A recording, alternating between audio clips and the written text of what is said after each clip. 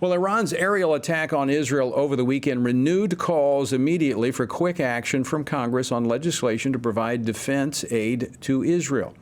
Now, yesterday, House Speaker Mike Johnson released the framework of 4 separate bills that will include defense spending packages for Israel, Taiwan, Ukraine, and additional national security priorities.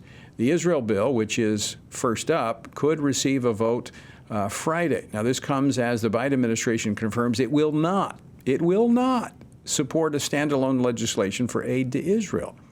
Will the Biden administration continue to play politics, even following Iran's unprecedented attack on Israel? Well, joining me now to discuss this is Congressman Greg Murphy. He serves on the House Ways and Means Committee, the Veterans Affairs Committee, and the Committee on House Administration. He represents the 3rd Congressional District of North Carolina. Dr. Murphy, welcome back to Washington Watch. Thank you for taking time to join us. Yeah, nice to see you.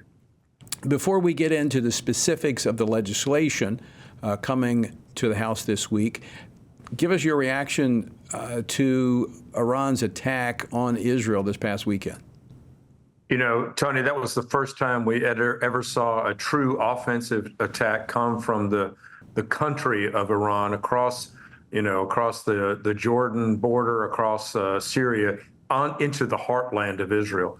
And, I was over there a little more than a year ago. I was actually in one of the kibbutzes that was overrun. Enough is enough. We've seen Iran lie through their teeth that they don't support Hezbollah, that they don't support Hamas. But then now we've seen something that came from Iran. And so it's a different age. And Thank God we had many other countries join in the defense of Israel, and righteously so. Yeah. It's an important thing to do. And the same thing, we need to stand up as a country for our morals, our values, and against this evil regime in Iran. This is a new age, as you just said, because Iran, we know Iran's bad. They've been doing bad stuff for a long time. Largest supporter of state-sponsored terrorism. But this is the first time they've not used proxy. So there's no question who is behind it. So what has emboldened them to take such provocative and aggressive steps? Well, Tony, I think you have to step back and see what emboldened, what do evil people need for them to act? And that's the sense of weakness.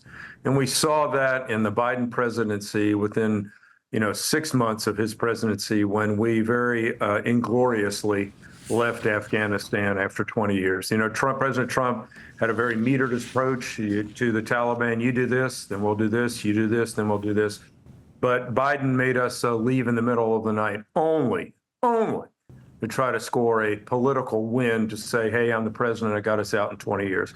But the ramifications of such weakness, as he has shown repeatedly, are now affecting all centers of the world.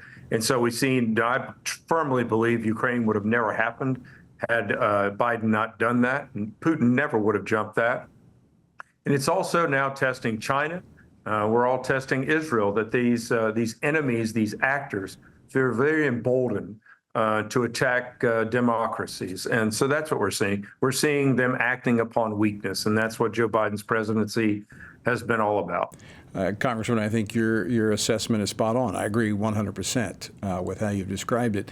Let's talk now about response, because the House, since Mike Johnson became Speaker twice, if I'm not mistaken, has sent bills over to the Senate to fund Israel, our strategic ally, and nothing's happened. So under the sense of urgency, the House decided yesterday to divide the Senate supplemental up into 4 different bills and separate them. Give us kind of the lay of the land, the discussion behind that, and the prospects for that prevailing and succeeding. Yeah, Tony, there is some discrepancy amongst the Republican caucus about, I think there's uniformity in supporting Israel, but there is some discrepancy about supporting Ukraine. And so the speaker said, all right, well, I'm going to set it up into separate bills. If you don't like something, don't vote for it. But if you like something else, vote for it. And I think it's a very judicious approach. The same thing with Taiwan, and the same thing with our national security package.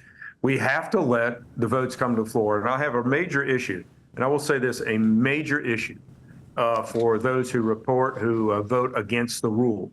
because they're basically saying that their vote matters more than my vote, and that my 800,000 constituents are canceled. It's an absolute perverse way to go about getting your way.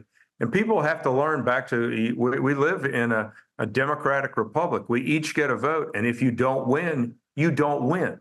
You don't tear down the house. So we're going to proceed with Israel's apportionment, and then I believe used to move to Ukraine, Taiwan, and then the Security Act in a fashion that really, if you don't like it, don't vote for it. But I think that makes perfect sense. Makes perfect sense to me, but you allow the elected representatives to make a decision. Now, most people don't understand the Rules Committee and how that works. It's a kind of a complex process, but it has been used by some to shut down the debate and actually force the leadership to use this unanimous consent, or this, what are the phrase I'm looking for, where you've got to get 2/3 in order to move the bill forward. But I want to read you a quote that's even, I think, more egregious than that, where you have one member that essentially is holding the entire body hostage. You have Congresswoman Margery Taylor Greene, as y'all were heading into your closed-door session yesterday, said, "My message to the Speaker is don't fund Ukraine."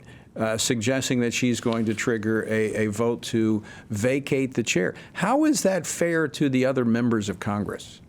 It's not. And, Margery and I get along well, but we have a disagreement on this issue. One person does not determine U.S. policy, period. And this is why we've been a republic since the beginning, and I think done very well with this.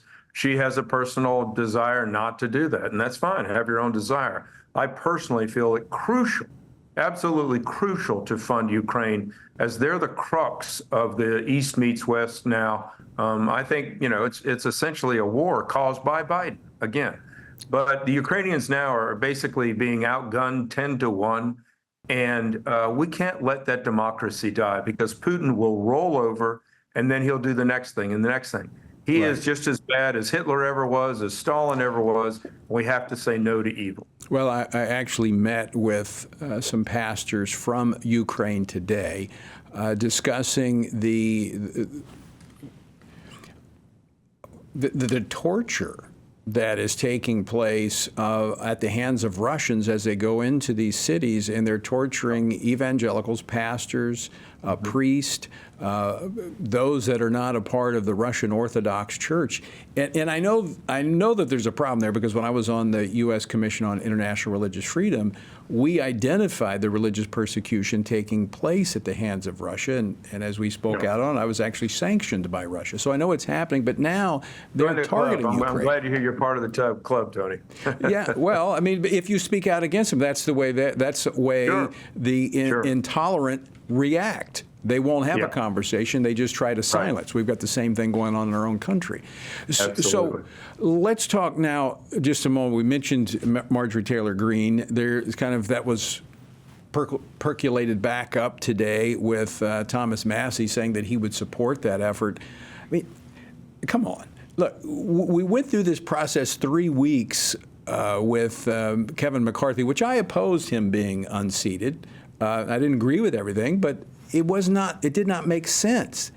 At a time when the world is on fire, does this make sense? No, it makes absolutely no sense. And again, I'll speak against the actions, not against the individual. I try to think as a surgeon 4 and 5 steps ahead, because if you don't, then bad things happen in surgery. What's the 4 and 5 steps ahead? When Matt Gaetz did this before to McCarthy, which was absolutely ridiculous. Right. When asked who's next, well, he just throws up his hand very coyly. I don't know. Well, what do you do? I don't know. What is this saying to the world? If you pull so far hard right, Tony, guess where you end up? You end up in the furthest left there is. And so I think this is an absolute destruction to the Republican Party, and it's from within. And so, look, if we're going to have a hope of maintaining all the things that we've done, exposing the absolute criminality of the Biden administration, we have to have another term, because they've stonewalled us everywhere. It also affects President Trump's chances of coming back into the White House.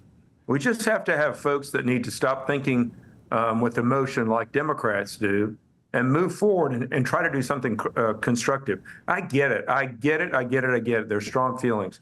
But then again, you've got to remember, you took an oath to the Constitution. Your vote does not matter any more than anybody else's. Right. I'm sure there's some things that have gone through the House that you don't agree with either, but you're Absolutely. there, you have a voice and you have a vote. I think you're absolutely right. You got to think a few steps down the road. What is the plan? Where do we go from here? And as you've laid out, my concern, and tell me if I'm wrong, but with such a volatile House and only a one vote margin that the Republicans have, I mean, could you possibly see a Democrat elected if you're at a standoff? Well, if, there are lots of permutations that can happen, Tony, but you have to realize that some of these folks just don't get it. They just don't get it.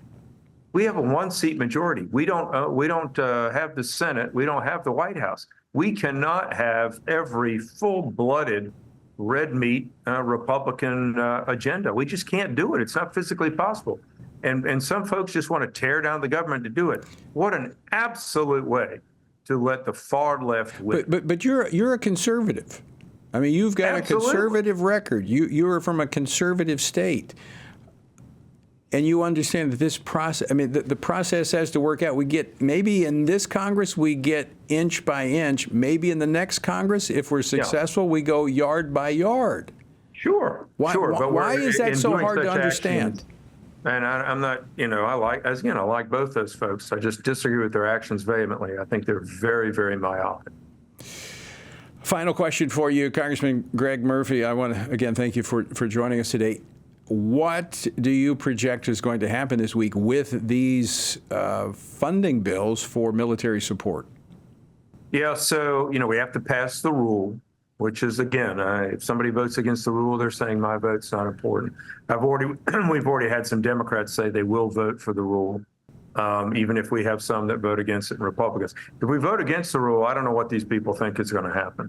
I have no clue as to what they think is going to happen. Some in this country actually want us to shut everything down. What is the purpose in that? So I think we fund these three initiatives. We do the other security measures, and hopefully we act like we should be able to govern, which I absolutely believe Mike Johnson understands and knows how to do that. All right. Dr. Greg Murphy, always great to see you and appreciate your insights. Absolutely. Tony, have a good evening.